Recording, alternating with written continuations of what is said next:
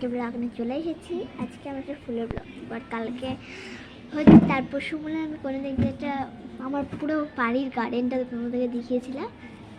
আজকে আমি দিদির বার্থডে অনেক দিন আগে হয়ে গেছে। আমি কদিন আগে শিলিগুড়ি গেছিলাম, হ্যাঁ, তা আমি কিছু জানতে পারিনি। আমার মা বলছে কি মানে একটা শপ থেকে আমি যে সুন্দর সুন্দর গোলাপ ফুলগুলো নিতে।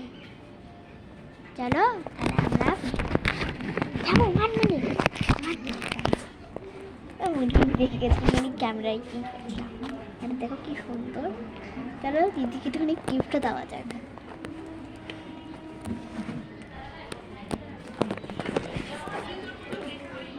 দিদি এনে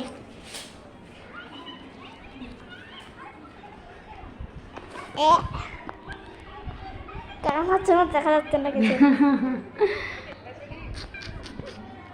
বুঝতে আর ভিডিও হবে না, মানে স্টোরেজ ফুল হয়ে